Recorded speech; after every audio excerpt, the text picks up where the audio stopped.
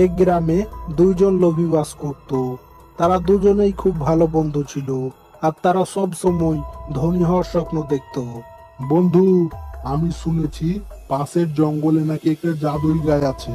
সে আবার নাকি সোনার কয়েনও দেয়। আরে কি বলছো? পাগল হয়ে গেলে নাকি? তা কখনো হয়? তুমি ভুল শুনেছো। হ্যাঁ বন্ধু, আমি একদম ঠিক বলছি। ও গায়ে নাকি অন্য কোনো জগৎ থেকে এসেছে। আর ও জাদুই গায়ে যদি আমাদের হাতে চলে আসে, তাহলে ভেবে দেখো আমরা মালামাল হয়ে যাব।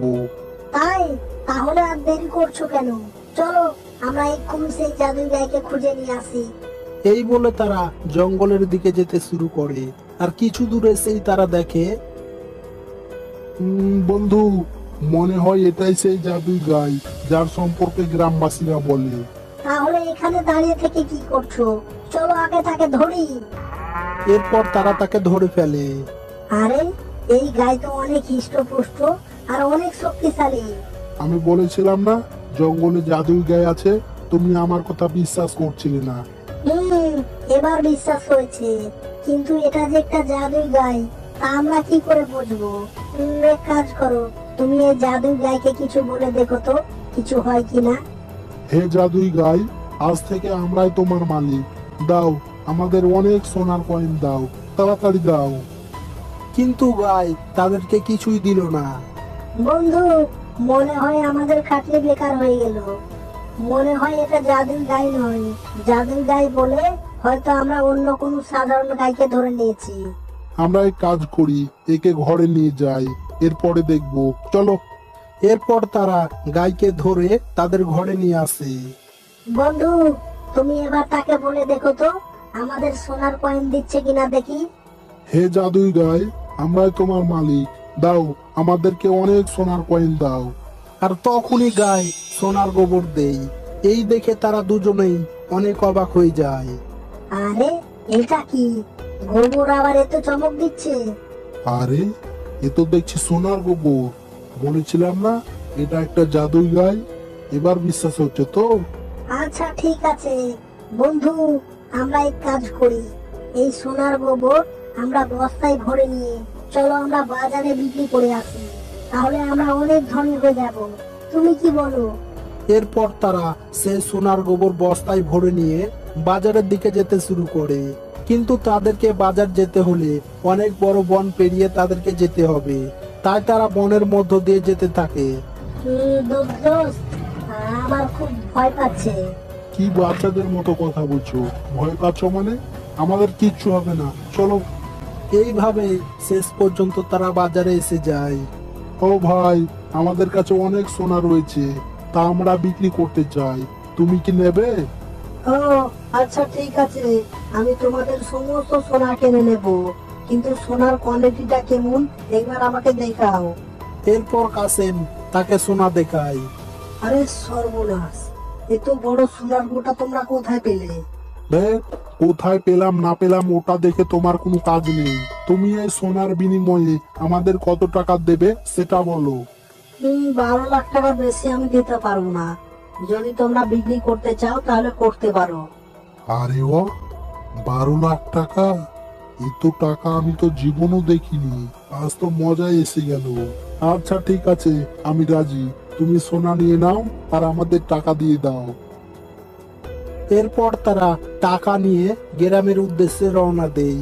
আর তাদের ঘরে এসে আরে জাদু ভাই, তোমার জন্য আজকে আমরা মালামাল হয়ে গেলাম।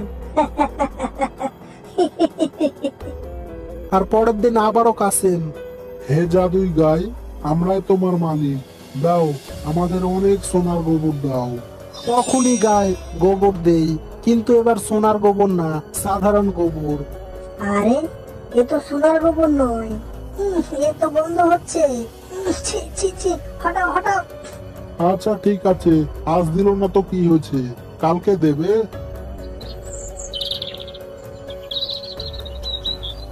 হে জাদুই গাই, আমরাই তোমার মালিক।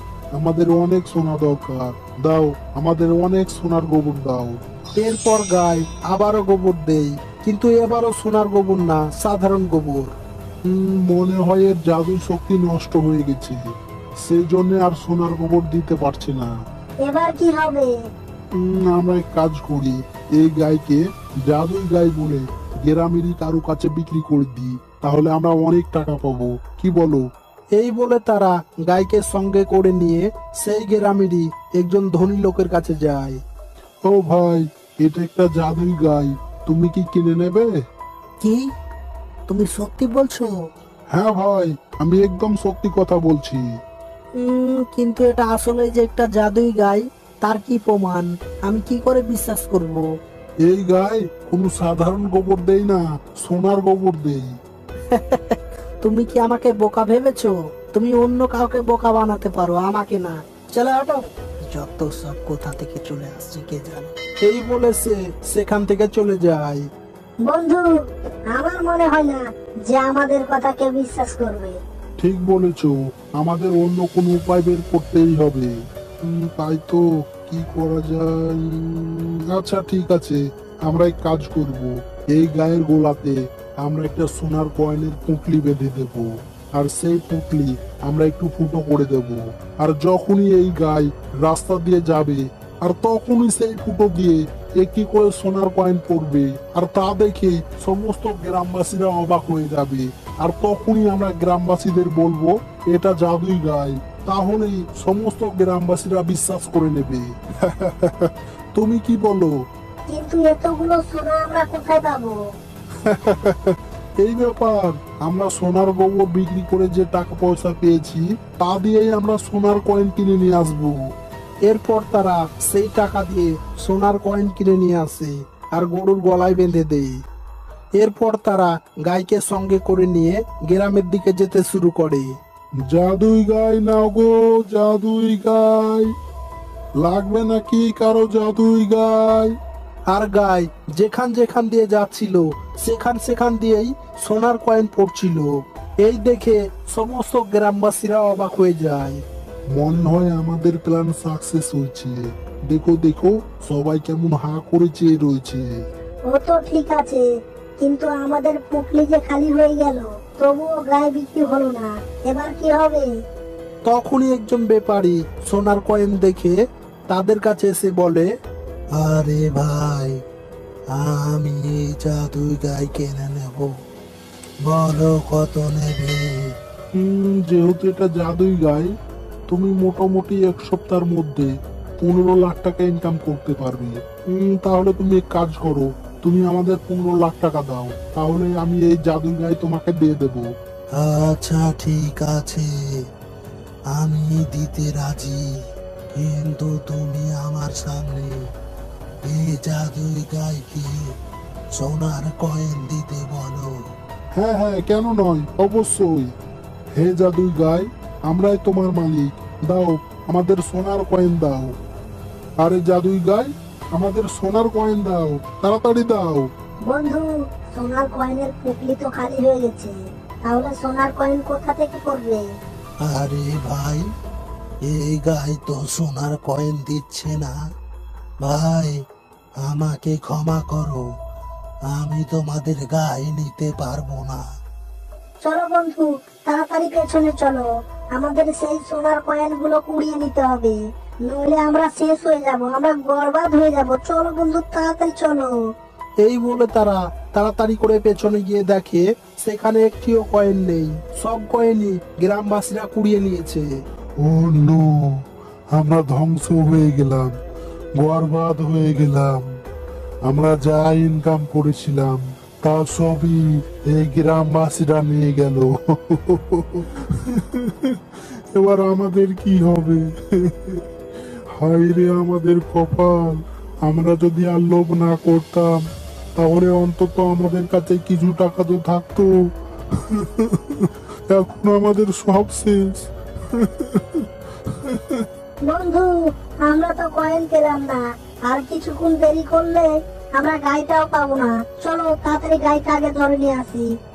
এরপর তারা আবারও তাড়াতাড়ি করে সেখানে গিয়ে দেখে সেখানে গায়ও নেই। আরে মরে গেলাম রে, টাকাও গেল, সোনাও গেল, আবার এই গাইটাও আমাদের হাত থেকে চলে গেল। এবার আমাদের তো হাতে কিছুই রইলো না। এবার তো আমাদের পথে বসা ছাড়া কোনো উপায় নেই।